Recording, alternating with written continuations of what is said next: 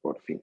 Bueno, muchachos, entonces, buenos días. La clase de hoy es la correspondiente al día 15 de diciembre. Bueno, como esta es nuestra última reunión formal del año, entonces, desde ya les deseo a todos una feliz Navidad. Bueno, hoy vamos a continuar hablando sobre los sistemas numéricos. Entonces, recuerden que empezamos con los números naturales, que son los números que nos servían para contar.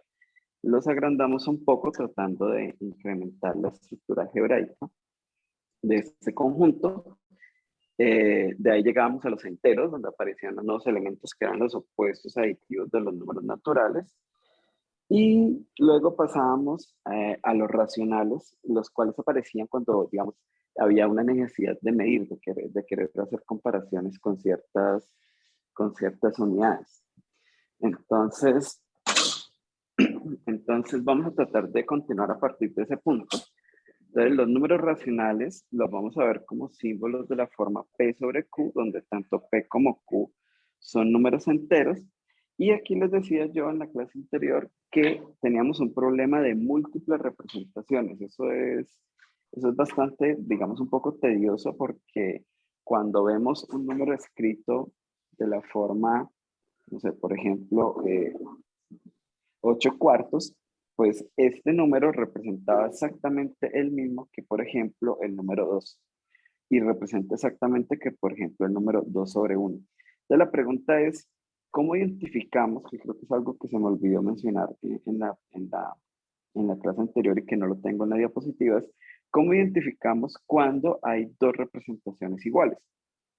Entonces vamos acá a ponerlo aquí como una nota. Entonces digamos, vamos a poner aquí, entonces nota. Entonces, digamos que la representación A sobre B es la misma que la representación P sobre Q, sí, solo sí, A por Q es exactamente igual a B por P. Entonces es una muy buena forma de saber si, digamos, dos escrituras o dos representaciones de esta forma, como un número arriba, rayita, un número abajo, están representando exactamente el mismo número. Podemos verificarlo un poco con, por ejemplo, con este que estábamos teniendo en la clase anterior. Ya, se me escapó. Creo que este que era 5 medios. Entonces, por ejemplo, 5 medios. Cuando partíamos la unidad en medios para medir el segmento que estábamos queriendo analizar, necesitábamos 5. Pero si lo partíamos, por ejemplo, en cuartos, entonces ya no íbamos a necesitar 5, sino que íbamos a necesitar 10. O sea que 5 medios y 10 cuartos representan el mismo número. ¿Cómo nos damos cuenta que esto efectivamente pasa? Bueno, pues simplemente hacemos la multiplicación 5 por 4 y verificamos si es la misma multiplicación que 2 por 10. Entonces, claro, efectivamente esto da 20 y esto da 20, o sea que efectivamente esta igualdad, o digamos estas dos formas de escribir números racionales, en realidad están representando el mismo. Entonces, hay que tener mucha observación, pues, digamos, mucho cuidado con esas múltiples representaciones que tienen los números cuando se escriben de esta forma. ¿Sí? Que digamos, es la escritura que nos llama como fracción. Recuerden que como fracción, entonces la parte de arriba se llama numerador y la parte de abajo se llama denominador. Profe, Sí, adelante, qué Oscar. pena. Una pregunta. ¿No habría que definir en el conjunto Q de los racionales de que P y Q son irreducibles? Son números que no se pueden reducir de alguna u otra Bueno, forma. esa es una forma, digamos, para evitar las múltiples representaciones. O sea, yo podría decir acá, eh, digamos, voy a rayar por acá. O sea, yo puedo haber escrito Q es el conjunto de fracciones de esta forma, donde P y Q son números enteros, Q es distinto de cero, y digamos que P y Q no tienen factores en común más grandes que uno. P y Q no tienen factores en común. Que eso lo que quiere decir es que, claro, reducimos la fracción siempre. Aquí sería en común.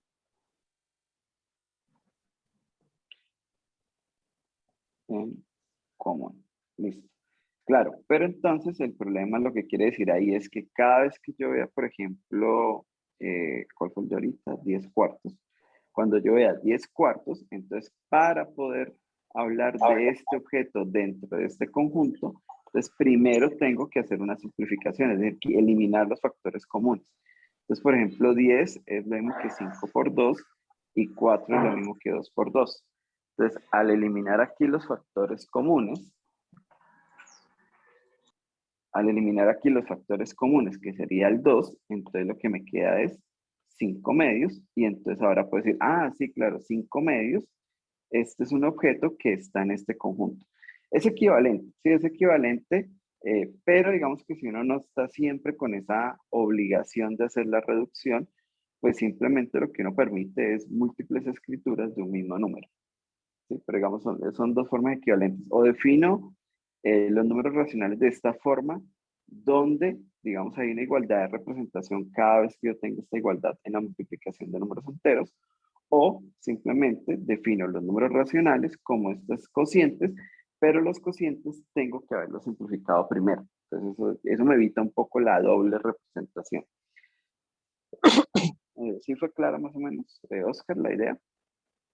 Sí, profe, perfecto. Es que lo menciona principalmente porque a la hora de demostrar, en especial los racionales, pues uno falsea por contradicción y llega más o menos a ese punto. Sí, cuando nosotros demostramos que raíz de 2 no era racional, partíamos del supuesto de que era un racional y del supuesto de que lo habíamos simplificado, que no teníamos, digamos, factores en común. Entonces, digamos que igual, digamos, si estoy pensando en los racionales así o así, pues igual funciona, porque, es decir, cuando yo no he simplificado, pues en este modelo inicial, pues simplemente lo que digo, bueno, están representando el mismo número, porque se satisface esta igualdad que, está acá, que hay aquí. Bueno, entonces, retomando, entonces, sabemos operarlos, o digamos, tenemos algunas formas para operar, y digamos, hay una ventaja cuando uno está sumando. Entonces, voy a hacer un pequeño ejemplo. Cuando yo estoy permitiendo esas múltiples representaciones, entonces a mí me basta con sumar de esta forma. Entonces, fíjense que yo multiplico aquí los denominadores, ese va a ser mi nuevo denominador, luego hago una multiplicación en cruz y hago esa suma, y ese resultado va a ser mi nuevo numerador. Fíjense que aquí yo no me estoy preocupando si estos de acá están o no en su forma simplificada, es decir, si he eliminado los factores en común. Pero si yo, digamos, digo, no, cuando usted opera los números racionales y le va a dar otro racional, él tiene que estar en una forma simplificada, entonces a lo mejor esta no es la mejor forma de sumar, sino que es la que a veces uno aprende en el colegio, y es entre Q y S, tome el máximo, perdón, el mínimo común múltiplo, y ese va a ser mi nuevo denominador, y luego hay que ir ajustando un poquito los numeradores. Pero eso se hace, digamos, en mi opinión, es un poco más tedioso. Esta es una forma bastante práctica de sumar, siempre funciona. Y pues simplemente en este resultado, pues ya usted verifica si puede o no simplificar, pero tampoco es tan relevante simplificar. Mientras que si siempre yo digo, no, los números fraccionarios o los racionales escritos en forma de cocientes de enteros siempre tienen que estar simplificados, entonces siempre tengo que simplificarlos como para poderlos observar. Entonces simplemente hay que permitir que ellos tengan múltiples representaciones, y así pues digamos que uno no se complica tanto. Bueno, entonces tenemos la multiplicación y la suma, y pues podemos compararlos, podemos decir, dados dos racionales, quién es más grande que quién. Entonces, vamos a hacer aquí algún par de ejemplos muy sencillos. Entonces, por ejemplo, acá, si yo quisiera sumar estos dos, entonces simplemente yo aplico mi formulita. Entonces, recuerden que multiplico estos dos y ese resultado va a ser mi nuevo denominador. Entonces, eso me da 10. Luego hago una multiplicación en cruz. Entonces, fíjense que la primera multiplicación en cruz me da -6 y la segunda multiplicación en cruz me da 5. Y sumamos. Y este resultado, que en este caso va a ser -1 y 10 abajo, pues este va a ser el racional que se obtiene al sumar estos dos racionales. ¿Listo? Aquí, por ejemplo, el producto. Entonces simplemente hacemos, los productos son muy sencillos, vamos a hacer productos entre numeradores y denominadores. Entonces aquí me queda 7 por 5, 35. Entonces multiplico estos dos, me da 35. Multiplico estos dos y esto me da menos 30. Y bueno, aquí simplemente yo ya acabé. Este es el resultado. Esto es un racional. Claro, si lo quiero simplificar, porque en este caso lo puedo hacer, entonces yo puedo decir, bueno, tomo la quinta parte, tanto en el numerador como en el numerador, y me da menos 6 séptimos. Entonces, menos 6 séptimos y menos 30 quinceavos representan el mismo número racional. Y es el resultado de la multiplicación de estos dos que están acá. Fíjense que este está en forma, digamos, este está en forma reducida, aquí no hay factores en común. Este también está en forma reducida, aquí no hay factores en común, pero al multiplicarlo, digamos, con la fórmula, digamos, o con la forma que hemos definido, aquí sí hay factores en común. Bueno, y viene porque por aquí hay un 5 que está en la parte de arriba y por aquí hay un 5 que está en la parte de abajo. Entonces, por eso al multiplicar, aquí arriba hay un 5 como factor y acá abajo hay un 5 como factor. Entonces, por eso es que se puede realizar ese proceso como de simplificación. Pero bueno, simplemente lo que uno dice, bueno, el resultado es este, o si le parece que los números están muy grandes, pues usted realiza este proceso de simplificación y da este. Y uno puede verificar que este y este son el mismo, pues haciendo esa definición, ¿no? Cuando hago menos 30 por 7, eso da menos 210. Y cuando hago 35 por menos 6, eso también da menos 210. Entonces, esta igualdad es la que dice, sí, efectivamente, estos dos digamos, escrituras representan el mismo número racional. Y hagamos por acá un ejemplo. Este ejemplo es bien sencillo. Entre 4 quintos y 5 sextos, ¿quién es más grande o quién es más pequeño? ¿Sí? Imaginen que ustedes van a recibir una herencia y les dicen, bueno, usted puede escoger entre 4 quintos de 1.000.000 como herencia o 5 sextos de 1.000.000. Ahí primero, ¿cuál escoge? Sí, obviamente uno quisiera escoger el más grande. Entonces vamos a recordar la definición. Voy a suponer un signo, voy a suponer que esto es más pequeño, ¿listo? Entonces voy a poner aquí un signo de interrogación. Creo que este es el más pequeño, pero pues vamos a ver. Entonces, ¿cómo verifico? Hacemos este producto. 6 por 4, 24. Y luego hacemos este producto. 5 por 5, 25. Si el 24 es más pequeño que el 25, efectivamente, el 4 quintos es más pequeño que 5 sextos. Y sí, vean que sí, 24 es más pequeño que 25, entonces 4 quintos es más pequeño que 5 sextos. En este caso será mejor escoger como herencia 5 sextos de 1.000.000. Bueno, y les voy a dejar este como pregunta, como inquietud. Entonces, por ejemplo, entre 1 sobre n factorial, siendo n un número natural, y n factorial sobre 2 sobre el factorial de 2n, ¿quién es más grande y quién es más pequeño? Fíjense que ya con 4 y 5 es muy, y 4, 5 y 6 es muy sencillo, pero ya con esto se empieza uno como a tener dudas. Aquí les dejo la pregunta. ¿Quién es más pequeño? Digamos, ¿es más pequeño 1 sobre n factorial o es más pequeño n factorial sobre el factorial de 2n? Entonces, claro, vuelve y juega. Hay que hacer los productos cruzados y ver cuál de los dos productos cruzados da un resultado más grande o más pequeño, pues para poder establecer la desigualdad. Bueno, antes de continuar, Giancarlo, tiene la mano arriba, adelante. Sí, señor. O sea, yo le quiero preguntar, toda fracción, o sea, hay fracciones que representan también números enteros.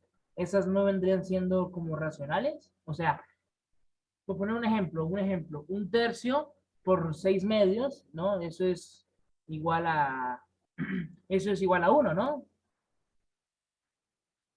O sea, Claro, esto da 6 sobre 6 ajá, y eso es lo mismo que 1 sobre 1 y es lo mismo que 1. Sí, claro, exacto. bueno, creo que más o menos tu idea va por acá. Cualquier entero se puede representar con la forma racional. O sea, todos los enteros automáticamente son elementos de los racionales. Claro, porque cuando usted tiene un entero n, entonces usted necesita verlo como algo sobre algo. Entonces, ¿qué opciones tiene? Bueno, pues tiene muchas. Ustedes ya vieron que hay muchas formas de representar los mismos números, pero una forma es poner n y poner 1. ¿Sí? Entonces, creo que más o menos a eso te refieres, Giancarlo. Sí, señor, sí, señor. O sea que Exacto. hay muchas formas de representar un número entero. Claro, y cualquier racional, o sea, digamos, si usted, digamos que vamos a tomar, por ejemplo, el -3. El -3 lo puedo ver como -3/1, lo puedo ver como 3/-1, lo puedo ver como 6/-2, lo puedo ver como 18/-6, lo puedo ver como -9/3. O sea, hay infinitas formas de escribir un número arriba, rayita, un número abajo y que todos me estén representando el -3. Pero no solamente pasa con el -3, pasa con cualquiera. Por ejemplo, un medio. Un medio lo puedo ver como 2/4, lo puedo ver como 5/10, lo puedo ver como -3/-6, lo puedo ver como, no sé, digamos, -100/-200. Todos son el mismo. ¿Cómo lo verifico? Entonces vamos a tomar dos. ¿Cómo sé que el 1/2 y el -3/6 son iguales? Pues tengo que hacer los productos cruzados. 1 por -6 da -6 y el otro producto cruzado es 2 por -3, también da -6. Como estos son iguales, estos son iguales. Entonces, sí, digamos, repito, esa es como la dificultad cuando uno empieza a trabajar con los números racionales. Porque cuando uno está con los números enteros, entonces uno tiene el 4, y el 4 es el 4, ya. El 5 es otro número, el 8 es otro número. Pero cuando tenemos estas escrituras, un número arriba, rayita, un número abajo, entonces tenemos muchas formas de escribir lo mismo. ¿Sí? Piensen como cuando, no sé, digamos, si uno tiene el concepto casa. Entonces, para hablar del concepto casa, yo puedo decir casa en español, puedo decir house en inglés, bueno, y en diferentes idiomas. Tengo muchas formas de referirme al mismo objeto. Entonces, esa es una primera dificultad que aparece cuando empezamos a trabajar con los racionales. Pues justamente tenemos forma de verificación cuando eso pasa. Es decir, esta escritura y escritura son la misma, solamente cuando estos productos cruzados son exactamente iguales. ¿Sí, Giancarlo? Aclara un poquito. Sí, señor, muchas gracias. Listo, ok. Sí, señor, muchas Luis gracias. Felipe, ¿quieres comentar algo? No, profe, qué pena. Felipe Me había Villamarín. desconectado. Ok, no, tranquilo, no hay problema. Bueno, entonces, los racionales tienen, digamos, esta es la estructura algebraica de ellos. Se suman así, se multiplican así y los ordeno de esta forma. ¿Sí? Entonces, hay que, digamos, estas son las, digamos, nuestras reglas de juego algebraicas. Yo quiero saber, por ejemplo, si este racional es más chiquito que este, bueno, pues lo que hice es que si este producto 1/2 n factorial es más chiquito que n factorial por n factorial, entonces este será más pequeño. Si no, si ese producto no es más pequeño, sino que es más grande, entonces este será más grande, ¿sí? Entonces ahí les dejo de tarea, por ejemplo, ver qué pasa con este que está aquí. Profesor, ¿y acerca de eso cómo se multiplican números con factorial? No, pues simplemente tú multiplicas. O sea, a ver, vamos a hacer, ¿listo? Para que no les quede toda de tarea. Ustedes, yo sé que están estudiando para el examen. Entonces vamos a hacer la multiplicación cruzada. Entonces vamos a hacer este producto por acá. Me queda 1 multiplicado por el factorial de 2n. Y cuando hago el otro, vamos a hacer este otro producto, me queda n factorial multiplicado por n factorial. Entonces yo quiero comparar quién es más grande que quién. Entonces la mejor idea para comparar es escribir todos los factores para poder intentar hacer comparaciones al menos 1 a 1. Entonces, en el lado izquierdo tengo, bueno, cuando uno multiplica por 1, ustedes saben que 1 es el neutro de la multiplicación, entonces no afecta nada. Entonces vamos a calcular 2n factorial. Este es el factorial de 2n. ¿Qué quiere decir eso? Que yo voy multiplicando todos los números, 1 por 2, por 3, por 4, hasta llegar al número 2n. Fíjense que antes de llegar al número 2n, vamos aquí a expandir esto un poquito. Antes de llegar al 2n, yo debía haber pasado primero por el número n, por ejemplo. Entonces, yo voy a correr esto por acá un poquito. Entonces, antes de llegar a 2n, yo debía haber llegado por aquí al n, y después del n sigue el n más 1, y así sucesivamente, hasta que llegue a 2n. Y al otro lado, ¿qué tenemos? Bueno, tenemos n factorial, que es 1 por 2 por 3, hasta llegar a n. Y luego eso está multiplicado por otro n factorial, que es otra vez 1 por 2 por 3, hasta llegar a n. Entonces ahora la pregunta es, ¿cómo comparamos? Vamos a borrar aquí. ¿Cómo comparamos estas multiplicaciones con estas multiplicaciones? ¿Quiénes son más grandes que quién? Entonces, lo primero que uno dice, pues bueno, aquí tengo 1 por 2 por 3 por 4 por 5 hasta por n, y aquí tengo 1 por 2 por 3 por 4 hasta llegar a n. Entonces, fíjense que esas partes están iguales. Entonces, vamos a subrayarlas aquí con un color. Ellas no están aportando nada. Aquí, hasta que multiplico aquí por n, es igualito a cuando multiplico aquí por n. Ahora vamos a comparar los otros productos. Aquí multiplico n más 1, luego n más 2, n más 3, hasta llegar a 2n. Aquí multiplico otra vez 1 por 2, por 3, por 4, hasta llegar a n. Entonces la pregunta es, ¿qué números son más grandes y se están multiplicando? ¿Los naranjas o los verdes? Los naranjas. Claro, los naranjas, porque aquí tengo el 1 por el 2 por el 3 hasta llegar al n. Pero aquí no arranco en n, no arranco en 1, sino que arranco en n más 1. N más 1 es más grande que 1. Y luego, bueno, aquí no está escrito, pero hay un n más 2. Ese n más 2 es más grande que 2. Y así sucesivamente hasta que yo llegue a n, que es más grande que n. Entonces, esta parte que está subrayada es igualita. Eso no está aportando nada en la balanza. Pero estos naranjas sí son más grandes que estos verdes. Entonces, aquí la respuesta sería que, vamos a ponerlo con color verde oscuro, que este producto es más grande, o sea que este producto es más grande. Por tanto, la gran pregunta que teníamos, que era sobre estas fracciones, aquí la respuesta sería que este es más grande. Profe, O pero sea, ¿por qué n más 1? ¿en dónde acá? Es que usted había mencionado como que se sumaba algo por ahí, sí, pero no entendí bien ese pedazo. Claro, porque, a ver, 2n factorial es multiplicar todos los números, desde el 1 hasta el 2n. ¿Hasta ahí vamos bien, Pablo? ¿Quién me estaba hablando, Bien. Pablo? Sí, Kevin. Ok, listo, ok. Entonces, listo. Entonces vamos a multiplicar todos los números del 1 hasta el 2n. Entonces yo arranco. Entonces vamos a escribir 1. ¿Cuál le sigue al 1? 2, 3, ahí está. 2, 3, ta, ta, ta. Entonces, hasta que llegue al 2n, ¿listo? Pero antes de llegar al 2n, yo tuve que haber pasado por n. ¿Sí o no? Sí. ¿Hasta ahí vamos bien, Kevin? Ujú. Listo. Entonces yo vengo 1, 2, 3, 4, 5, boom, llegué a n. ¿Quién sigue después de n? N más 1, Exactamente, n más 1. ¿Y quién sigue después de n más 1?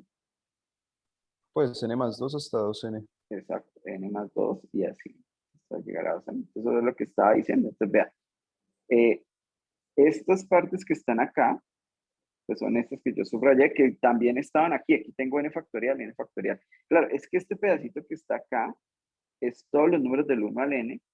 Eso es un n factorial. Entonces, lo que estoy diciendo es, este n factorial y este que está acá también es un n factorial.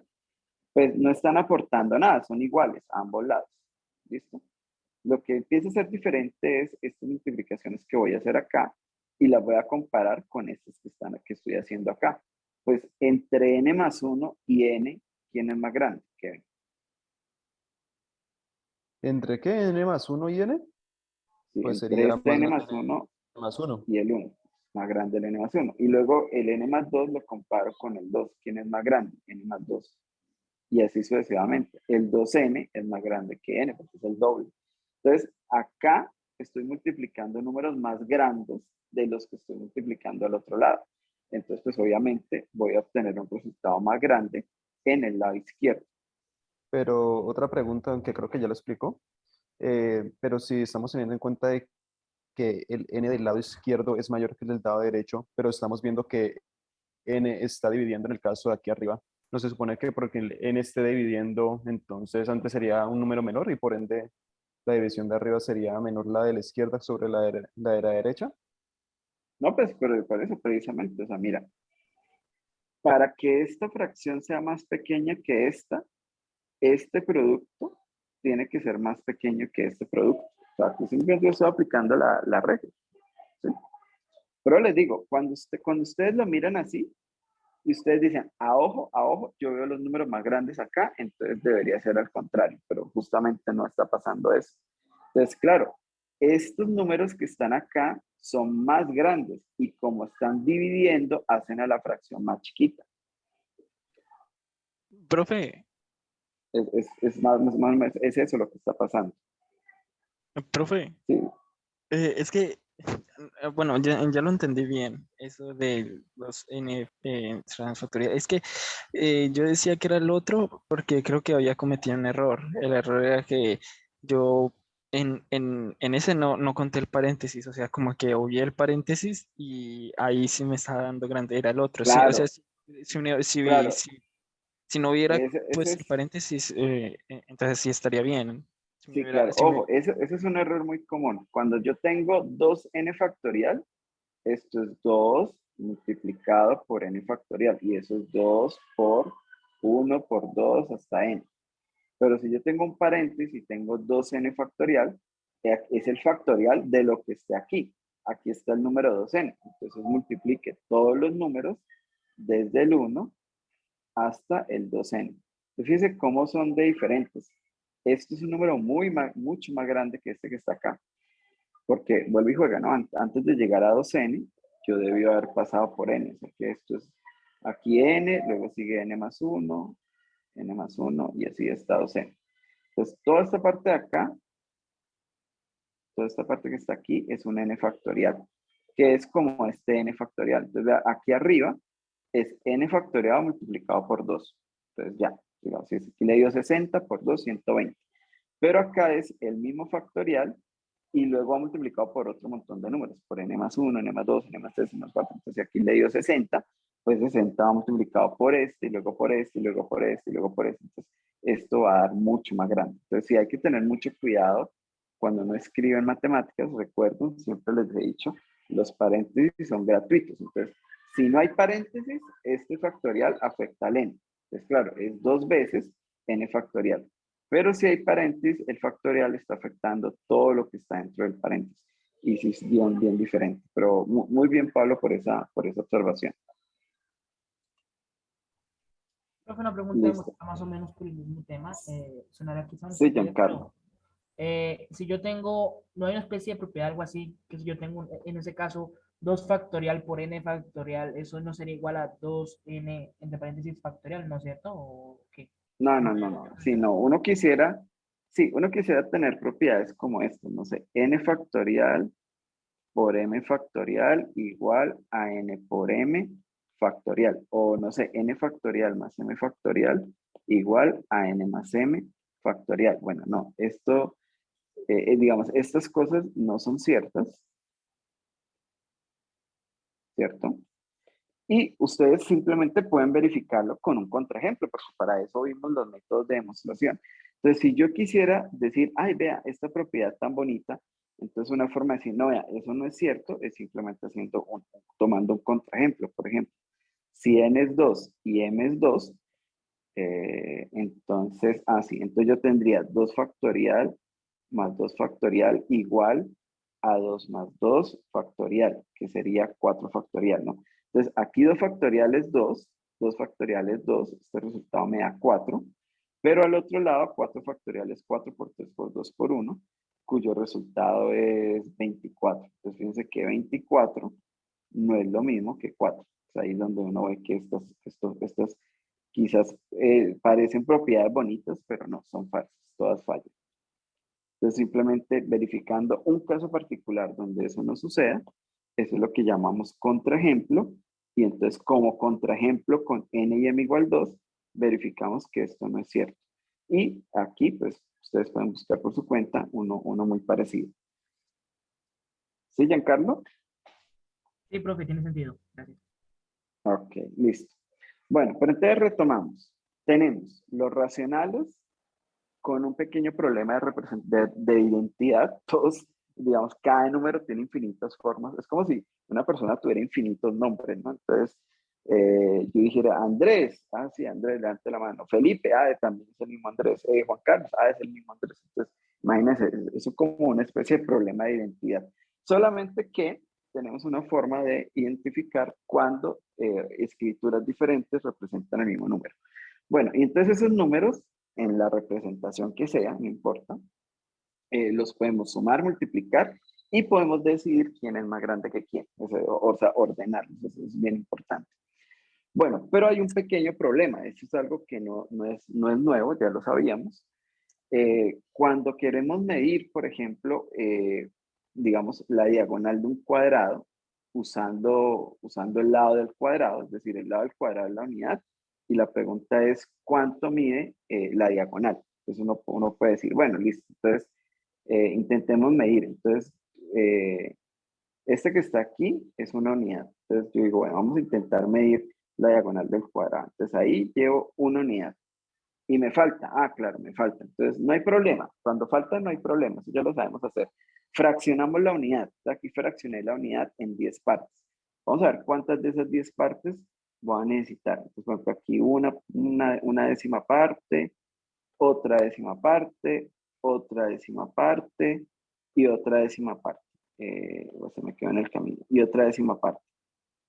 Pero entonces tenemos un problema grande que nos quedó faltando, nos sobra, bueno, digamos, nos sobra diagonal o nos queda faltando unidad de medida. Entonces uno puede decir, listo, no hay problema. Entonces ahora dividamos en centésimas y vamos poniendo centésimas y me voy a dar cuenta que también me queda faltando. Entonces uno dice, no, dividamos en milésimas. Y resulta que ese proceso nunca acaba. Y si nunca acaba, entonces lo que pensaron los pitagóricos es, ¿cómo así? Entonces no puedo medir la diagonal con el lado. Y bueno, la respuesta es esa. No la puede medir. O la puede medir, pero en un proceso infinito. Pero ya incluso hemos visto que cuando uno habla del infinito, eso es un caos. De hecho, para los matemáticos griegos, toda la matemática tiene que ser finita. Es decir, yo voy a hacer un proceso, lo hago en un número finito de pasos. Entonces, este proceso de medir la diagonal usando el lado, pues les empezó a causar problemas a los pitagóricos. Y entonces ellos que pensaban que todo se podía explicar a través del concepto de número y que todo se podía, digamos, medir a través de una unidad, pues se les estaba cayendo a pedazos toda su filosofía y, digamos, eh, sí, es, digamos, como una filosofía digamos, de explicación del universo, ¿sí? Porque la escuela pitagórica pensaba que todo era número. De hecho, una de las cosas más interesantes por las cuales ellos, digamos, fundamentaban esto, era porque ellos podían explicar las escalas musicales a través de las fracciones, porque las escalas musicales, digamos, vienen en una estructura de racionales. Pero cuando algo tan simple como tome un cuadrado y mida la diagonal en base de el lado, ya sea en partes enteras o en partes fraccionadas, pues ellos no lo iban a poder hacer. Se les iba a acabar la vida y nunca lo iban a poder hacer. Claro, hoy en día, y bueno, hoy en día no, de hecho los pitagóricos también lo sabían. Los pitagóricos, por supuesto que conocían el teorema de Pitágoras, que dice que en un triángulo rectángulo la suma de los cuadrados de los catetos equivale al cuadrado de la hipotenusa. ¿Sí? Entonces este sería un cateto, este sería otro cateto y este es el que llamamos hipotenusa. Entonces, según el teorema de Pitágoras, pues 1 al cuadrado más 1 al cuadrado debe ser igual a al cuadrado.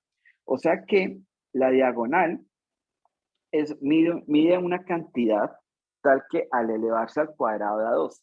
Entonces, claro, la pregunta que uno se puede hacer, pues busquemos entre todos los racionales si hay uno cuyo cuadrado sea 2. Y nosotros ya vimos que eso no pasa. Entonces, eso pues, por supuesto, nos pone a todos muy tristes desde el punto de vista de la escuela pitagórica.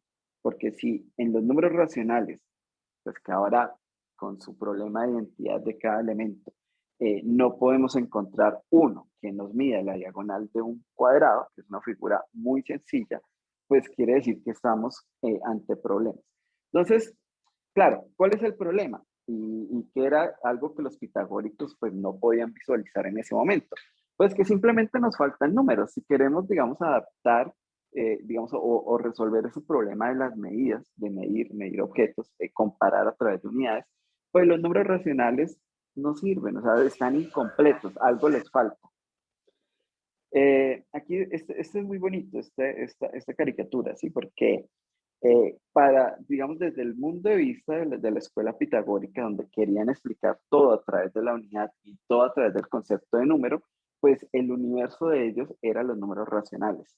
Pero digamos que en el proceso de algo tan simple como medir, empiezan a aparecer otros números. O sea, de alguna manera, digamos, la diagonal, algo tiene que medir. Y si ese algo digamos, lo intentamos visualizar o representar a través de un número, pues ese número no está en el conjunto de los números racionales, tiene que estar en otro lado. Es por eso pues que también a estos números se les conoce como irracionales. Entonces, los racionales están incompletos, ¿sí? Entonces, cuando uno está intentando generar números que nos ayuden a medir o a describir algunas otras cosas, como por ejemplo el número pi, cuando se intentó medir el perímetro de una circunferencia usando el radio como unidad de medida, pues ahí es donde se encuentra que esa longitud es 2 veces pi. Tampoco se puede hacer fraccionando la unidad muchas y muchas veces porque se necesita un proceso infinito, porque pi también es un número irracional. Entonces, cuando uno empieza a generar estos números a través del concepto de medida, pues simplemente aparecen números que no son racionales, ¿sí? Entonces ahí en la caricatura dice, a ver si avisan al departamento de cálculo que tengan más cuidado, porque cada vez más y más van apareciendo más de estas porquerías y las vamos descartando porque en la escuela pitagórica no tienen cabida.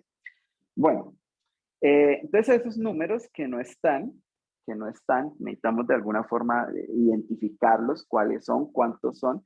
¿Será que a lo mejor solo me faltan 2 o 3? Qué sé yo, el raíz de 2 y el pi medios y el número de Euler tal vez, y con esos ya lo soluciono el problema. Pero resulta que no, la respuesta no es tan simple. Nos faltan infinitos números y de hecho muchos más que los mismos racionales. Bueno, aquí les dejo de tarea demostrar este teorema. Entonces, por ejemplo, si P sobre Q es un número racional, entonces P sobre Q más raíz de 2 ya no es racional, es un número irracional. Entonces ahí les dejo un poquito esa inquietud para que intenten demostrar esto que está acá. Entonces, una forma sencilla de identificar los números que nos faltan es cambiar la representación. Es decir, la representación de los números racionales como un cociente de 2 enteros es muy útil, es muy precisa, a pesar del problema de identidad, pero no nos permite identificar cuáles son los números que no están. Entonces, hay una idea muy sencilla y es usar la representación en base 10. ¿Sí? Recuerden que cuando hablamos de las bases, entonces los números con los que contamos los podemos escribir en diferentes bases. Una de esas es la base 10, en donde para eso nos apoyamos de los números dígitos y las posiciones y bla, bla, bla. Y entonces, cuando uno intenta usar esa representación en base 10 o representación decimal, pues uno se da cuenta que los números racionales tienen una escritura muy, muy interesante, que es la siguiente. Cada vez que usted tiene un número racional, entonces en la escritura en base 10 le van a aparecer unos dígitos, que digamos, no sé, por ejemplo aquí el 3824, qué sé yo. Después de esos dígitos va a aparecer una coma, ¿cierto? Y después de esa coma, pues aparecen otros dígitos, no sé, digamos aquí el 13, 15, 7. Y después de esos dígitos, aparecen unos dígitos en bloque que se van repitiendo. Perdón que aquí no se ve todo en la pantalla. Pero aparecen unos que se van repitiendo, siempre. O sea, cada vez que usted toma un número racional y hace la división, todos tienen esta estructura. Claro, podemos hacer algunos ejemplos sencillos, ¿no? Entonces, por ejemplo, cuando hago 1 dividido entre 2, entonces eso da 0,5, 0, 0, 0, 0, 0, 0, 0, 0. Entonces aquí tenemos los dígitos antes de la coma. Entonces aquí tenemos dígitos antes de la coma.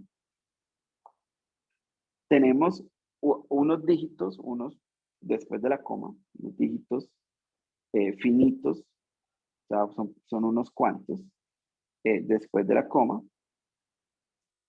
Y luego tenemos un bloque, que en este caso es solamente el 0, un bloque de dígitos que se repite infinitamente.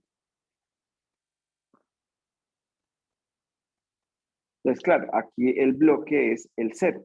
El 0 se repite muchas veces, ¿sí? Podemos no sé, digamos, mirar otros. Por ejemplo, el 1/3. Entonces, 1 dividido entre 3. 1 dividido entre 3 da, o bueno, para no aburrir, 4 dividido entre 3, digamos. Entonces, esto da 1,3333333. Entonces, está el dígito antes de la coma, lo que está antes de la coma. Aquí después de la coma no hay nada, ¿sí? Pero, porque ya todo es lo que se repite, pero uno podría decir que son estos, digamos. Estos que están acá son los que están después de la coma. Y luego tiene unos bloques que se repiten. Aquí puede ser, por ejemplo, el 3, y el 3 se repite infinitas veces. Entonces, todos tienen esa estructura. Entonces, eso obviamente no lo vamos a demostrar, no es trivial, entonces no es difícil, pero tampoco es inmediato demostrarlo, hay que pensar un poquito. Pero es algo que sucede, es decir, todo número racional, cuando yo lo escribo en su representación decimal, entonces él queda escrito de esa forma. Por aquí creo que tengo unos ejemplos, ¿sí? Entonces, por ejemplo, cuando tengo el 1052 sobre el 495, entonces está el 2, que es lo que está antes de la coma, el 1, que es lo que está después de la coma, y este bloque que es 2,5 se repite infinitas veces. O sea, esto es 2,1, 2,5, 2,5, 2,5, 2,5, 2,5, y así infinitamente, ¿sí? Si yo tengo, por ejemplo, el menos 97 sobre 45, bueno, eso es menos 21,555. Bueno, cuando el bloque se repite, uno le pone una rayita, ¿sí? Para no tener que escribirlo infinitas veces. El 1/9, entonces el 1/9 es 0,1 y se repite, ¿sí? Entonces eso es lo que llamamos en matemáticas números decimales periódicos. Entonces todos los números racionales, todos son periódicos. Entonces, eso es muy fácil de entonces decir, bueno, y hay periodos largos, ¿no? Entonces, por ejemplo, el 13 séptimos es 1, y luego el bloque que se repite es este, 8, 5, 7, 1, 4, 2. O sea que si yo le quitara esto, aquí después me toca escribir 8, 5, 7, 1, 4, 2, y luego 8, 5, 7, 1, 4, 2, y así pues infinitas veces, ¿sí? Entonces, hay bloques largos, bloques más chiquitos, hay bloques que son de ceros, por ejemplo, ¿sí?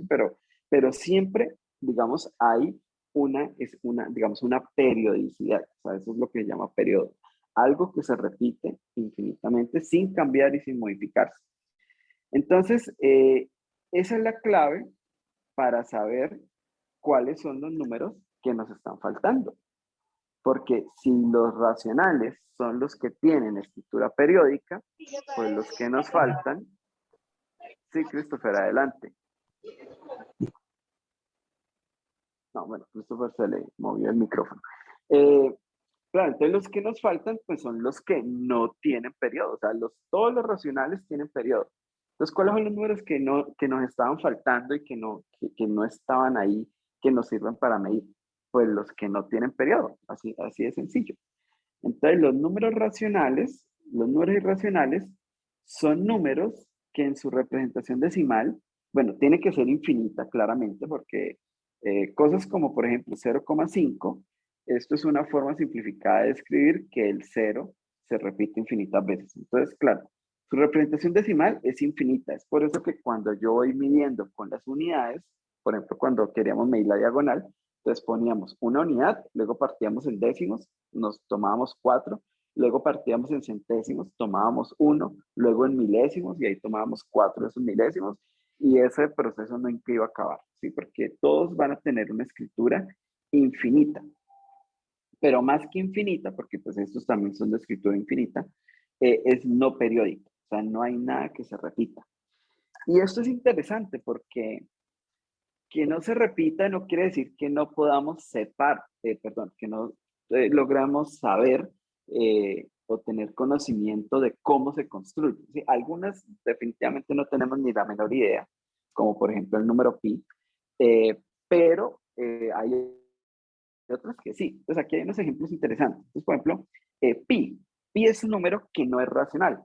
Por lo tanto, si yo lo quiero escribir en su representación periódica, pues no lo voy a poder hacer porque son infinitos dígitos.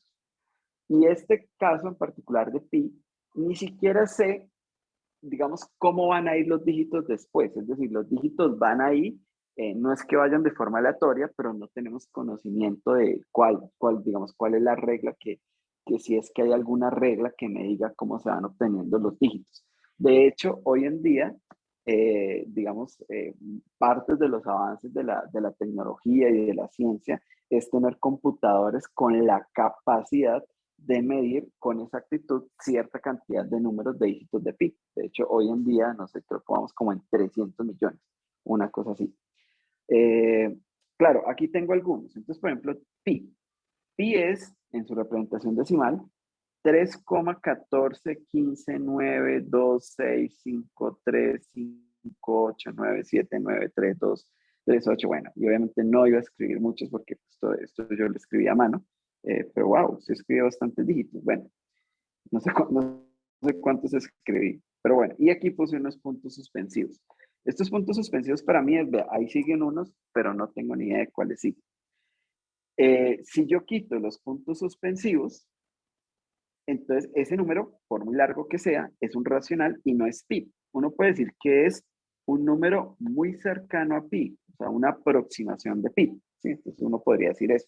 Pero el número pi, con toda exactitud, bueno, yo sé que tiene estos dígitos, o sea, digamos, los primeros dígitos son 1, 4, 1, 5, 9, 2, 6, 5, 3, bueno, bla, bla, bla, hasta por aquí.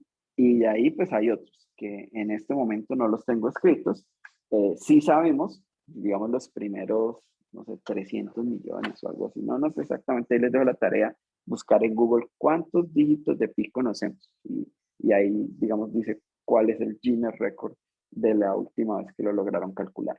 Entonces, claro, pi es un número irracional y eso nos esperamos de un número irracional. Infinitos dígitos sin una repetición periódica, ¿sí? Ojo, el número pi es muy complejo, es muy complicado y no sabemos, digamos, con exactitud cómo viene.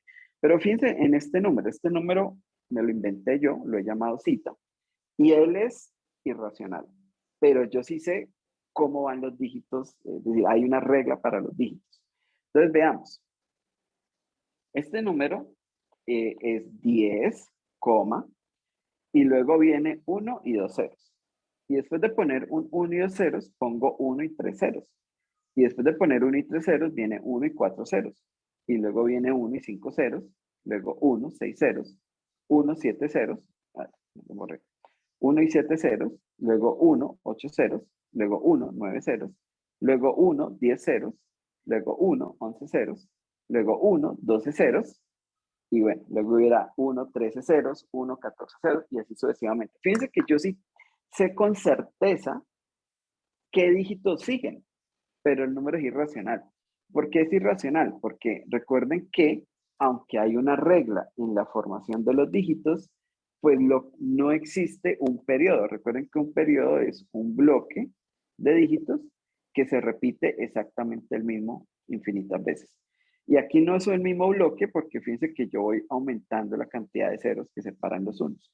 Entonces, si hubiese un bloque que se repite, entonces, digamos, si este bloque tiene 20 dígitos, entonces yo sé que nunca voy a encontrar 20 ceros seguidos, porque aquí hay un 1. Entonces, si se repitiera entonces yo no podría encontrar 20 consecutivos donde todos fueran ceros. Pero sí lo voy a poder encontrar, porque como voy aumentando los ceros, entonces por allá en algún lado va un 1 con 20 ceros, y luego sigue un 1 con 21 ceros, y así sucesivamente. Entonces fíjense que aunque yo sí conozco, aquí no necesito una super máquina para que me diga, que me escriba los primeros 300 millones de dígitos después de la coma, porque tengo una regla muy sencilla de formación, pero esa regla no lo vuelve racional. Él efectivamente es un irracional. Entonces, ahí tenemos dos conjuntos. Tenemos los racionales, que son los que tienen una escritura decimal periódica, y unos números que simplemente no tienen escritura decimal periódica. Y entre esos dos conjuntos que no tienen nada en común, entonces, ojo, que lo tengo escrito por acá, los racionales y los irracionales, su intersección es vacía como conjuntos, no tienen nada en común. Bueno, cuando hago la unión de esos dos conjuntos, obtengo nuestros famosísimos números reales.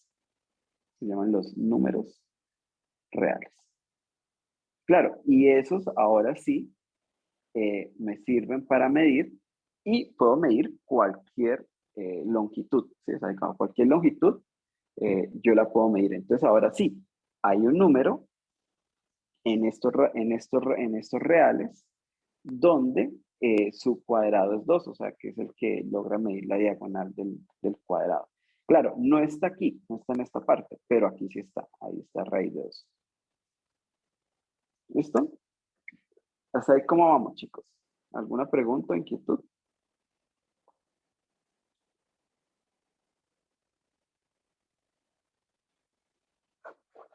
Chicos, ¿alguna Todo bien, señal de profe. vida? No, muchachos, ustedes están es almorzando. Hubieran avisado que no voy a almorzar. Bueno, entonces, continuemos. Estos conjuntos, cuando los vamos a ordenar, sí empiezan a darnos un poco de problemas. Y esto, claro, obviamente, cada vez que metemos elementos nuevos intentando solucionar algo, pues ellos empiezan a generar dificultades por otro lado. Entonces, resulta que eh, cuando queremos mirar un conjunto, digamos, ¿cuál es el problema? El problema que tenemos ahora es que cuando uno tiene la recta numérica, entonces siempre hay números y números más pegados de otros números. Ellos están de una forma bastante densa entre ellos, ¿sí? Ese es el concepto, luego lo vamos a abordar un poquito. Entonces, cuando uno dice, bueno, pensemos, por ejemplo, en tomar, por ejemplo, por aquí algunos conjuntos, algunos números reales, ¿cierto? Y vamos a intentar ver cuál es el que está más a la derecha. Entonces, pues simplemente si yo hiciera un zoom, hay uno por acá más pegado y hago un zoom, hay otro más pegado, otro que está más a la derecha, otro más a la derecha, otro más a la derecha. Y parece que eso fuera de nunca acabar. Entonces, ese concepto de, digamos, quién está más a la derecha de un conjunto o más hacia la izquierda, se empieza a complicar. Fíjense que cuando uno está con los números enteros es muy sencillo porque, digamos, yo tengo, digamos, acá está el -2, el -1, el 0, el 3, perdón, el 0, el 1, el 1, el 2, el 3.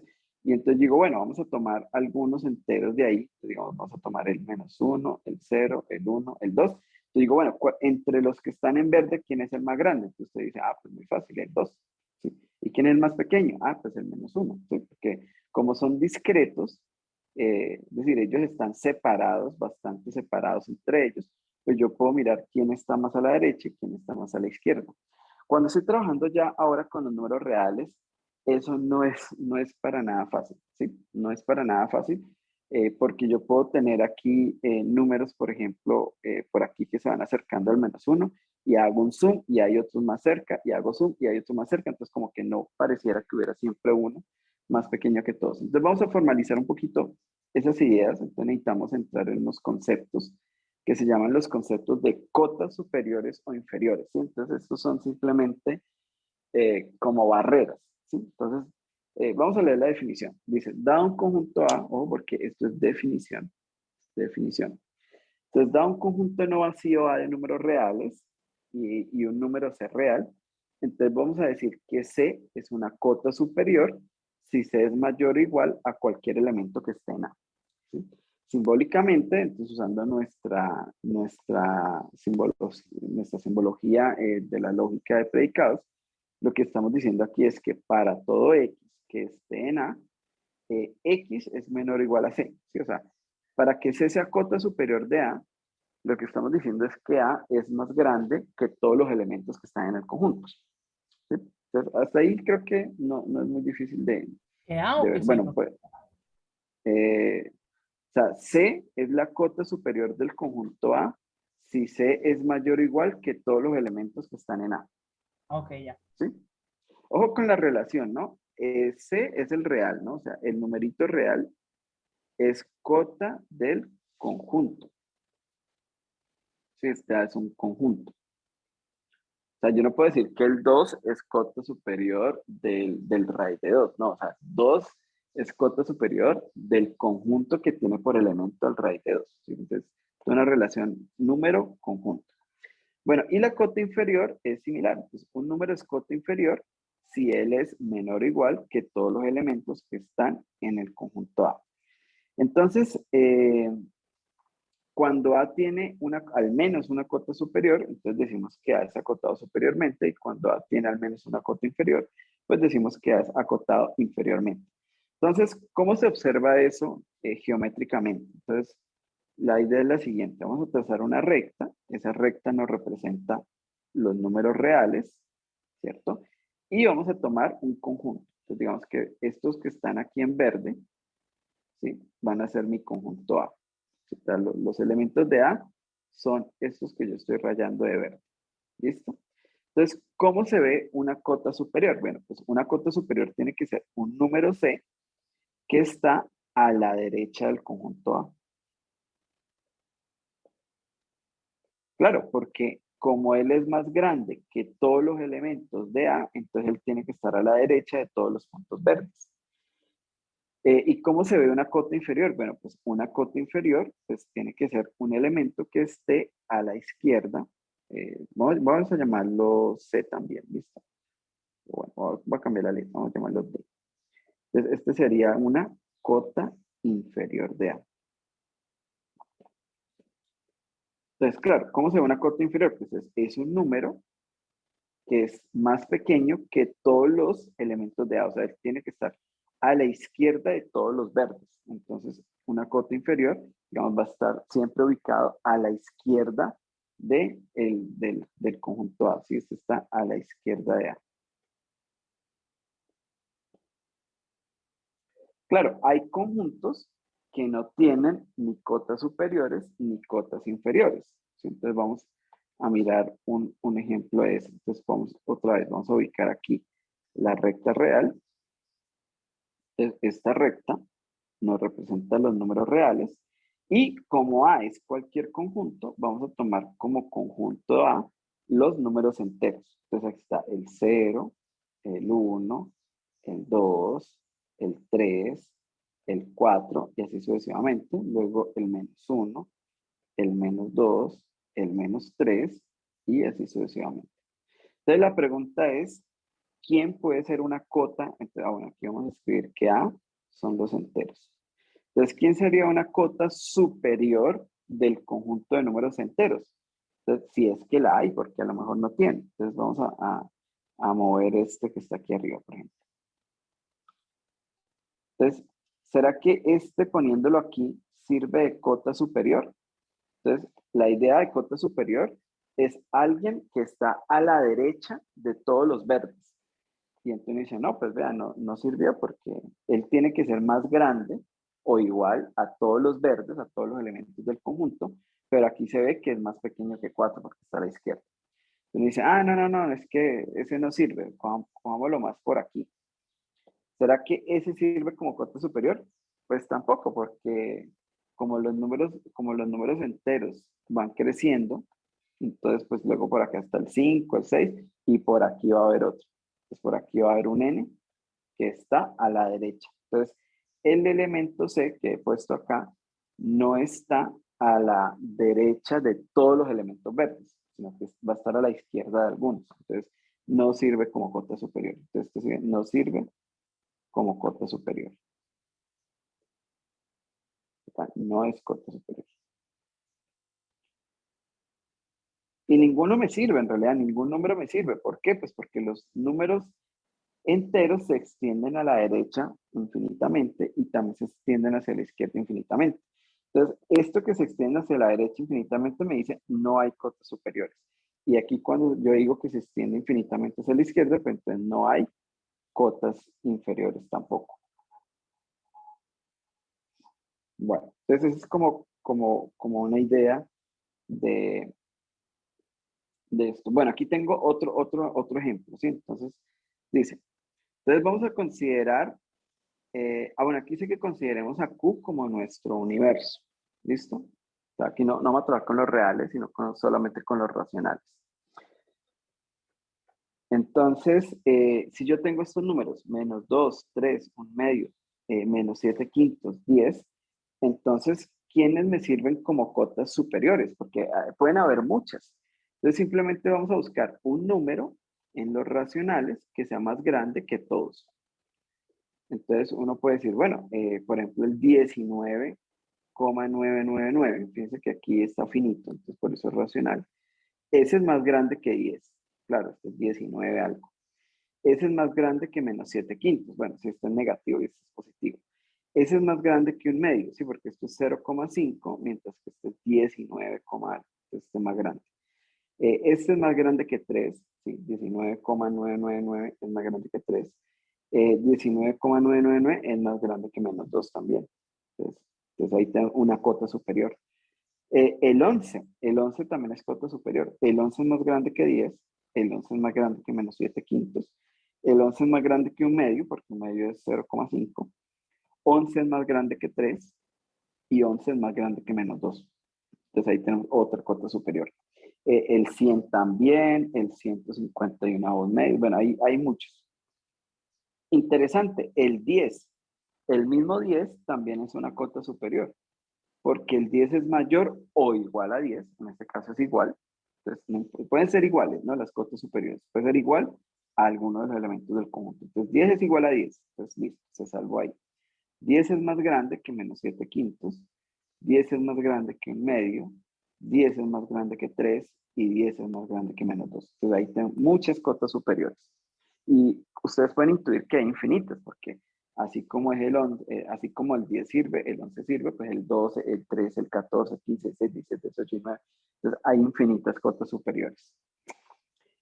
Cotas inferiores, entonces veamos, por ejemplo, el menos 10. El menos 10 es más pequeño que 10, el menos 10 es más pequeño que menos 7 quintos. Este aquí es más o menos menos 1, alguna cosa. Entonces el menos 10 ahí se ve que es mucho más chiquito, está a la izquierda. El menos 10 es más pequeño que un medio, el menos 10 es más pequeño que 3 y menos 10 es más pequeño que menos 2, ¿sí? Porque está a la izquierda, ¿sí? Cuando los ubico sobre la recta numérica, está a la izquierda. Entonces ahí tengo una cota inferior, bueno, ustedes pueden verificar que estos también. Y aquí lo mismo, el menos 2. El menos 2 no es más pequeño que menos 2, pero sí es igual. ¿Sí? Recuerda que para cota inferior es menor o igual. Entonces menos 2 es igual a menos 2. Menos 2 es más pequeño que 3, menos 2 es más pequeño que un medio, menos 2 es más pequeño que menos 7, menos 7 quintos, y menos 2 es más pequeño que 10. Ahí tengo unas cotas superiores, tengo unas cotas inferiores. Bueno, veamos este otro ejemplo. Entonces, si yo pienso en los números enteros, tales que su cuadrado es menor que 100. Entonces, son números, ¿no? ¿Qué números enteros satisfacen que al elevarse al cuadrado el resultado sea más pequeño que 100? Entonces, pues, bueno, hay unos, ¿no? Entonces, claro, este en particular yo lo puedo escribir por extensión. Entonces, yo sé que, por ejemplo, el menos 9 sirve porque menos 9 al cuadrado da 81 y 81 es más pequeño que 100. Entonces, menos 9 sirve. El menos 8 también sirve, porque menos 8 al cuadrado da 64 y 64 es más pequeño que 100. Y así. Entonces sirve menos 9, menos 8, menos 7, da menos 1, 0. Y ya con los enteros positivos, pues el 1, el 2, el 3, el 4, hasta el 9. ¿Sí? El 10 no está en el conjunto. ¿Por qué 10 no está en el conjunto? Pues porque 10 al cuadrado da 100 y 100 no es más pequeño que 100. Es falso. Profe, Es qué 10. pena. Sí, adelante. ¿Quién está? Sí, adelante. Oscar. Oscar. También otra forma de representarlo, si no estoy mal, y es con dos corchetes de 9, de menos 9 a 9, ¿no? Bueno, con los enteros, bueno, lo que pasa es que aquí estamos en los enteros, ¿no? Luego vamos a ver algo que se llaman intervalos. Entonces, si yo escribiera menos 9,9, esos son todos los números reales entre menos 9 y 9, incluido ellos. Pero aquí estamos trabajando con enteros. De pronto uno podría escribir intersecado con enteros, digamos. Los conjuntos también tienen muchas formas de escribirse. Una es esta, sí, pero los intervalos los vamos a ver un poco más adelante. Bueno, el punto es que son menos 9, menos 8, menos 7, bueno, y los enteros entre menos 9 y 9, incluido ellos dos. Entonces, algunas cotas superiores, pues el 11, el 20, el 10, el 9, el 9.9, el 9.5, ¿sí? La pregunta es si entre esas cotas superiores de pronto hay una que sea más chiquita que todas. Esa es una pregunta interesante que luego la vamos a votar. Y algunas cotas inferiores, bueno, el -10, el -100, el -1000, el -11, el -9. Entonces, ahora la pregunta que nos vamos a hacer es, entre todas esas cotas superiores, que nosotros ya vimos que por lo general si hay una, hay más, eh, que claro, tiene sentido, ¿no? Porque veamos acá en el dibujo. Si esta es una cota superior, o sea, si este elemento está a la derecha de los verdes, pues cualquiera que yo coloque por aquí también sirve de cota superior. Porque como este está a la derecha de los verdes, pues estos están todavía más a la derecha. Entonces todos estos son mayores o iguales a todos los verdes. Entonces fíjense que cuando hay una cota, pues en realidad no es una, no es única, hay muchas, hay infinitas. Entonces, este de acá es cota superior y todos los que están a la derecha también son cotas superiores. Y lo mismo, si hay una cota inferior, hay muchas cotas inferiores y entonces siempre hay muchas. Entonces la pregunta es, si entre todas las cotas superiores, vamos a hacer el dibujo acá, si entre todas las cotas superiores hay una que sea la más pequeña que todas, o sea, como la que está más pegada al conjunto. ¿Sí? Porque cuando este C intenta hacerlo chico, o sea, menor, o sea, va a ir hacia la izquierda, entonces por aquí ya no es cota superior, ¿no? Por aquí ya no es cota superior porque tiene unos elementos verdes que están a la derecha. Entonces, este C, aquí es cota superior, aquí también, aquí también, aquí también. La pregunta es hasta dónde me lo puedo llevar a la izquierda, o sea, como lo más pegado al conjunto. Entonces, esa es como la pregunta. Entonces, esos elementos tienen unos nombres muy especiales que se llaman supremos e ínfimos. Entonces, ¿qué es un supremo? Entonces, vamos a leer acá. Dice, da un conjunto no vacío.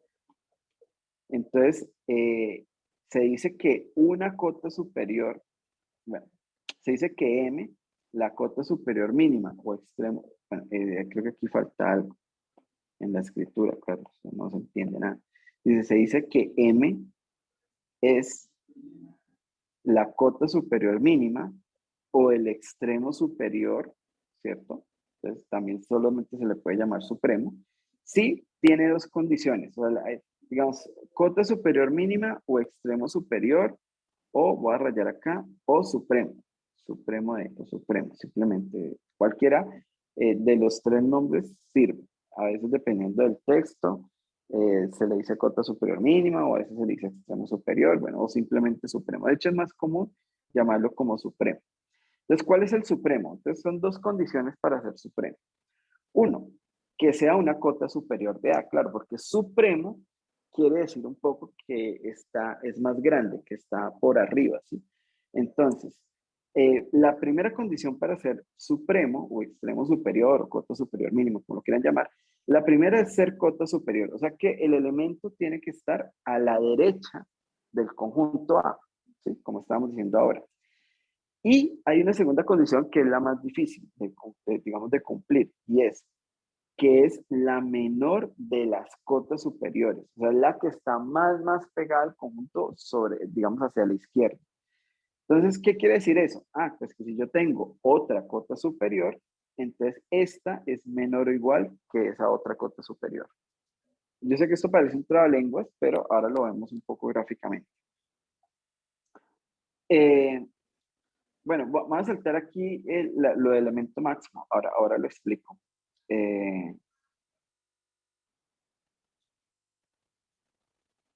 Ya, acá es que no encontraba. Análogamente. Entonces vamos a hacer de manera análogamente. Fíjense que aquí sí está el verbo, es. Entonces, análogamente. Análogamente, es que aquí vamos a hacerle una raya. Esto aquí hay que separar esto y pareciera que fuera un solo párrafo. Vamos a separar aquí. Y separemos acá. Listo. Entonces, análogamente, se dice que M es la cota inferior máxima o el extremo inferior o simplemente el ínfimo. ¿Sí? Generalmente es más común llamarle ínfimo. Cuando, digamos, algo es el ínfimo, bueno, pues primero tiene que ser una cota inferior de A, o sea, tiene que estar a la izquierda del conjunto A. Y entre todos los que están a la izquierda, él tiene que ser el más grande. ¿Sí? O sea, M es la mayor de las cotas inferiores.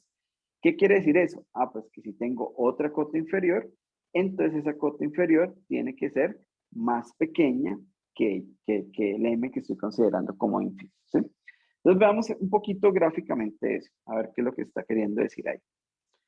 Entonces, ubicamos, siempre traten de, digamos, de mirar geométricamente qué es lo que está pasando. Entonces tenemos los números reales que se representan a través de la recta real. Tenemos nuestro conjunto A. Entonces digamos que nuestro conjunto A son por aquí unos elementos que los voy a pintar de verde. ¿Listo? A lo mejor pueden haber huecos, ¿no? O sea, digamos, este es mi conjunto A. Lo que está en verde es el conjunto A. Y entonces vamos a ubicar las cotas superiores. Entonces, este C es una cota superior. Cota superior. Entonces, como nosotros ya vimos, hay muchas cotas superiores, ¿sí? Porque este es cota superior, pero todos estos, ¿no? O sea, todos los números que yo pueda poner y que estén a la derecha de todos los verdes, a la derecha de todos los verdes, todos son cotas superiores. Este que está aquí, cuando yo pongo el C acá, no es cota superior. O sea, aquí no es cota superior. ¿Por qué? Porque no está a la derecha de todos los verdes. Vea, aquí hay unos para los cuales él está a la izquierda. Entonces, a pesar de que eso que está aquí no está en el conjunto, pues simplemente este aquí no puede ser una cota superior. Entonces, bueno, como dijimos que habían muchas cotas superiores, entonces vamos a pintar de naranja las cotas superiores. ¿Listo? Entonces, bueno, ya vamos a correr esto por acá. Entonces vamos a marcar de color naranja las cotas superiores. Entonces, este es cota superior. Este también. Este también. Bueno, aquí donde estoy parado también. Este también. Este también. Este también. También. También. La pregunta es, ¿cuál es el que está más hacia la izquierda? O sea, entre todas las cotas superiores, ¿cuál es el más pequeño de todos? Entonces aquí me toca, bueno, ya no puedo hacer más zoom. Entonces por aquí por acá me puedo correr otro poquito, por aquí me puedo correr otro poquito, y por aquí, vamos a pintarlo de color verde oscurito, por aquí está, a ver, por acá, menos grueso, por aquí más o menos, está la menor de las cotas superiores.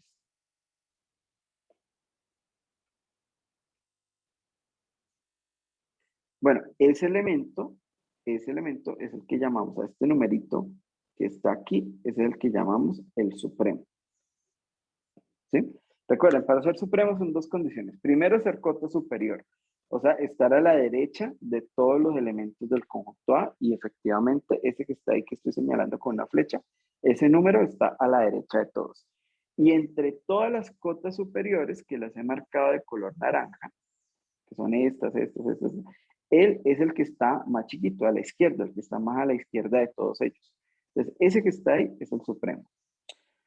Vamos a mirar los ínfimos, entonces cambiamos de color. Entonces digamos que vamos a usar el rojo, digamos. Entonces por acá, vamos a llamarlo D. Entonces esta es una cota inferior. Entonces es la misma idea, pero por la izquierda. Entonces la cota inferior son los números que están a la izquierda del conjunto A. Entonces ahí ya no me sirve como cota inferior porque no está a la izquierda de todos los verdes. Aquí hay unos que están más a la izquierda. Entonces, los que son cotas inferiores son, digamos, todos los que estén por aquí. ¿Listo? Entonces vamos a marcarlos de color rojo. Entonces, este es cota inferior, este también, este por acá también, este por acá también, este por acá también, por acá hay otros, ¿cierto? Y ahora la idea es, entre todas las cotas inferiores, vamos a buscar la más grande. O sea, de todos los rojos que estoy marcando, vamos a buscar el que está más a la derecha. Entonces, vamos a ver como por ahí. Entonces, por aquí, ¿sí? Más o menos como por aquí. Bueno, es que no puedo ser muy exacto, pero como por aquí más o menos, eh, está el elemento rojo más a la derecha de todos los rojos. Entonces, ese que está ahí sería, esta sería la mayor de las cotas inferiores. Y entonces es el que llamamos ínfimo. Entonces tenemos, por un lado, en este conjunto A, que está acotado tanto superior como inferiormente, tenemos el supremo, que es este número que está acá, y el ínfimo, que es este que está acá. ¿Listo? ¿Hasta ahí alguna pregunta? Profe, entonces esto sería como un complemento a la definición de supremos inferior, ¿cierto? De cotas superior e inferior. Digamos que es otra definición. O sea, por un lado tenemos la definición de cota, cota superior, cota inferior. ¿Listo? Entonces, ¿cuál es la condición o la definición para hacer algo que algo sea cota inferior o cota superior? Bueno, para cota superior, que ese elemento sea más grande o igual a todos los elementos que están en el conjunto A. Y para cota inferior, pues que sea un elemento tal que él es menor o igual que todos los elementos que están en A. Pero ahora, entre todas las cotas superiores, porque hay muchas, pues digamos, todas estas que están en naranja, todas son cotas superiores, y a lo mejor me faltaron, porque esto por acá también es cota superior, esto por acá también, esto por acá también. Entonces, entre todos los naranjas, vamos a destacar a uno. Y ese es el que llamamos supremo. Claro, uno puede pensar, entre todas las cotas superiores, esta es la mejor. ¿Mejor en qué sentido? Pues es la que no deja espacios entre el conjunto y él, ¿sí? Porque si ustedes miran, este que está aquí es una cota superior, pero no es el supremo. Pues, ¿por qué? Pues porque por acá hay otro montón que también son cotas superiores. Entonces, el que más puedo correr hacia la derecha, entonces llego acá, ese es el supremo del conjunto A, ¿sí? Y lo mismo pues pasa por el otro lado para hallar el ínfimo. Entonces, fíjense que no es que sea un complemento, sino que es una definición extra, digámoslo así. O sea, para ser supremo hay que ser cota superior, o sea, que hay que satisfacer la definición de cota superior, pero requiere una condición adicional, ¿sí? Es como si ustedes dicen, ¿cuál es el mejor estudiante de la Universidad del Valle? Pues el primer requisito es ser estudiante de la Universidad del Valle. Ahora, entre todos los estudiantes de la Universidad del Valle, digamos que el que tenga el mejor promedio, siempre el promedio más alto. Entonces es eso, es como este que está aquí, el supremo y el ínfimo, son los elementos destacados dentro de las cotas superiores y dentro de las cotas inferiores, respectivamente, ¿sí? Entonces, esta es como la mejor cota superior. La mejor en el sentido de que es la que está más pegada al conjunto A. Entonces, bueno, esa es como la definición. Ahora, lo interesante, y aquí vamos a hacer un ejercicio, es que esos elementos pueden no existir, o sea, digamos, pueden existir o pueden no existir. Y eso depende mucho del conjunto en el que estemos. Entonces aquí, vamos a que me ayuden aquí un poquito con este ejemplo, que aquí hay que usar algo de calculadora, yo tengo algunos cálculos ya hechos. Entonces, nuestro conjunto A van a ser todos los números racionales que son positivos y cuyo cuadrado es más pequeño que 2. Entonces vamos a pintarlos de verde, así, de verde claro, así como hicimos ahorita. Entonces, no sé, digamos por ejemplo el 0,8. El 0,8 está en el conjunto A. ¿Y por qué sé que está en el conjunto A? Pues porque 0,8 al cuadrado da 0,64, que es más pequeño que 2. O sea, aquí vamos a pintar de verde. O sea, aquí vamos a resolver varias cosas. Primero necesitamos saber cuáles son los elementos que están en A. Y después de identificar algunos, pues vamos a ubicar las cotas, las superiores. Entonces, listo. Este está en A. ¿Sí? ¿Por qué? Pues porque 0,8. A ver, vamos a ver aquí rápidamente que se vea todo. ¿Por qué 0,8 lo puedo pintar de verde? Bueno, pues porque es racional, es positivo, y cuando lo elevo al cuadrado me da 0,64, que es más pequeño que 2. Entonces ahí vamos bien. El 1. El 1 también lo puedo pintar de verde. También es un elemento que está en A. Veamos si satisface las condiciones para estar en A.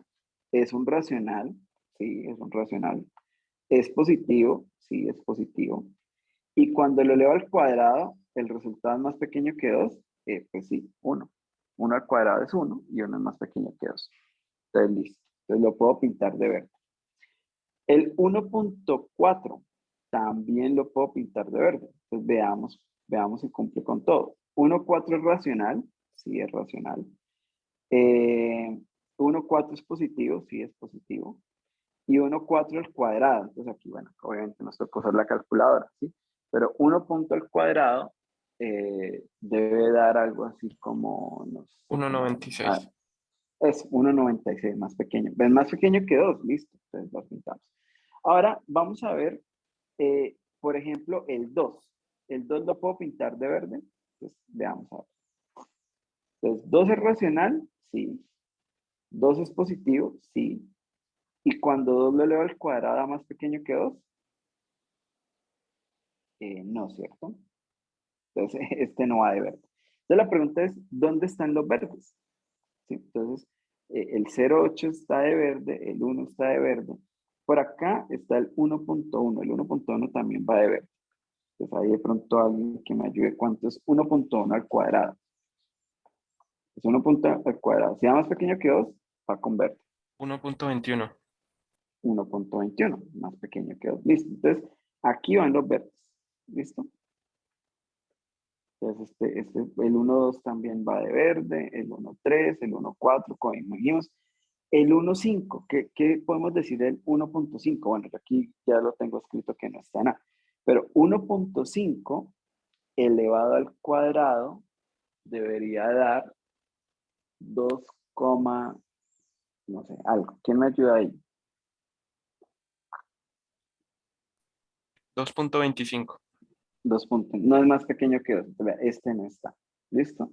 Entonces, claro, entonces nuestros verdes van por aquí de verde, pero por aquí se paran, o sea, por aquí están parados por acá en alguna parte. ¿Sí? La pregunta es, ¿hasta dónde llegan? Esa es como la pregunta, ¿no? Entonces, todos los que no, digamos, todos estos que no están son cotas superiores. ¿Por qué son cotas superiores? Pues porque están a la derecha del conjunto, ¿sí?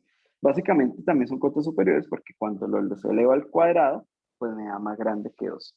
¿Listo? Entonces, vamos a intentar mirar las cotas superiores, que aquí las tengo en rojo. Entonces, 2 es una cota superior. 1,5 es una cota superior. Vamos a intentar corrernos más hacia la derecha. 1,425 también es cota superior, porque cuando yo leo al cuadrado me da más grande que 2, o sea que no es verde, entonces está a la derecha de los verdes. Y la idea es ver si nos podemos correr un poquito más hacia la izquierda. Entonces, listo. Entonces aquí tenemos una lista de cotas superiores. Entonces, 1,5, ya dijimos que cuando lo elevo al cuadrado me da más grande que 2. 1,425. Ese también cuando lo elevo al cuadrado da más grande que 2. 1,415. Ese también es cota superior porque cuando lo elevo al cuadrado me da más grande que 2. 1,41422. Vamos a ver cuánto da eso al cuadrado. 1,41422 y lo multiplicamos por sí mismo. Bueno, cuando yo elevo este al cuadrado, el resultado es 2,000018221. Bueno, entonces aquí ya se ve que da más grande que 2. Entonces, este también es cota superior. ¿Listo? Y la idea es ver si puedo encontrar la más pequeña. O sea, si entre todas esas cotas superiores, aquí puse algunas.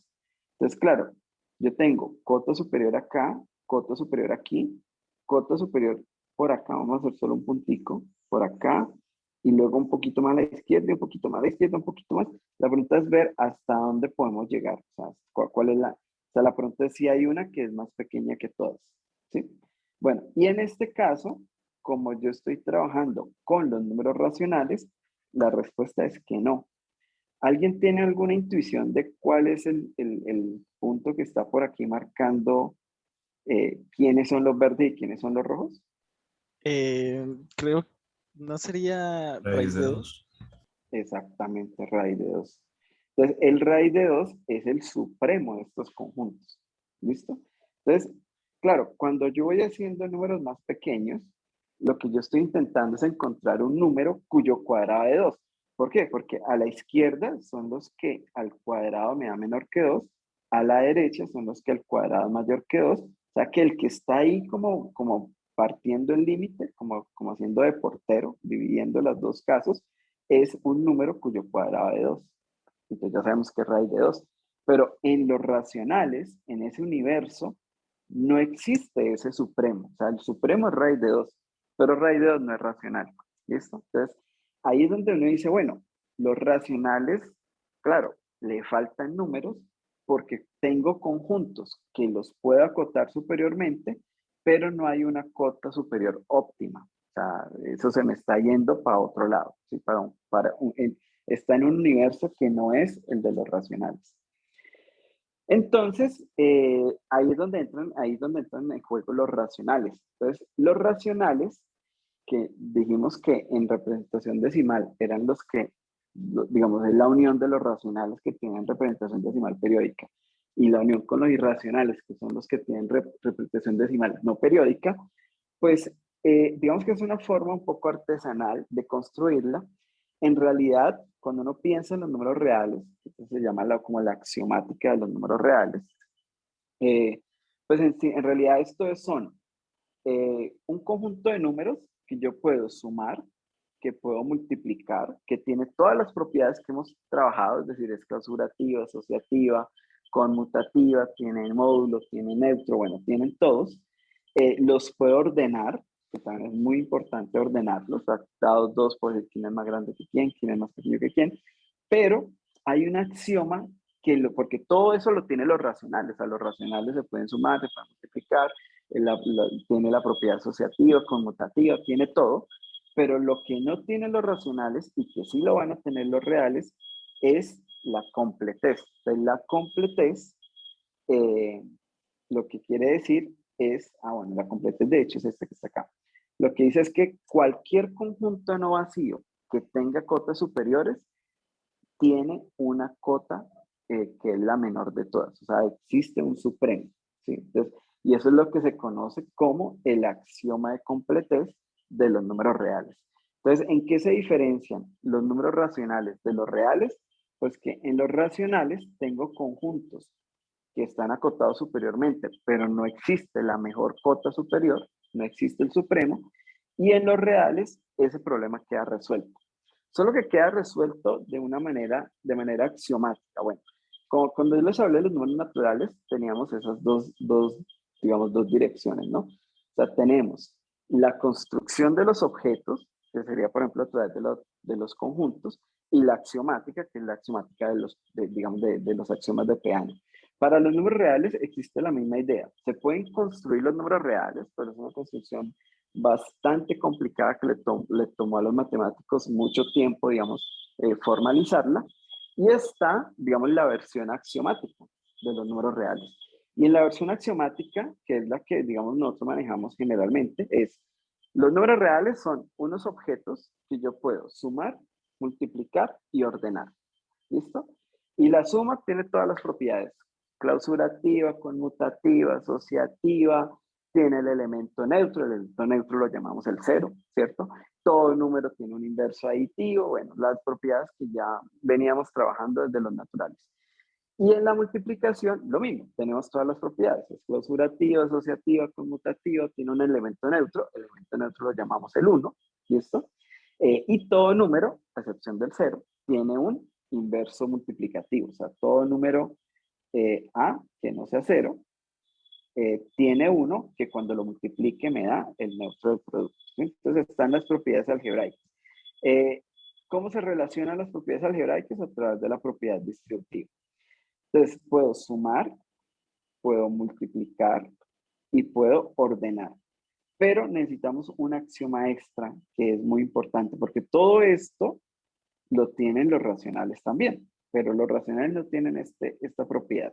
Y es que los conjuntos no vacíos y que estén acotados superiormente tienen un supremo. Entonces, por eso, en el mundo de los números reales, ahí sí existe el raíz de 2.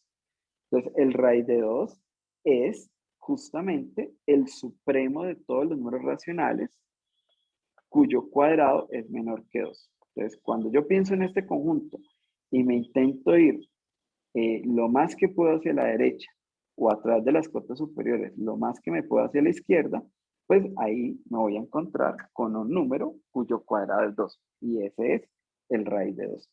Entonces, en el mundo de los números reales, esto queda totalmente resuelto.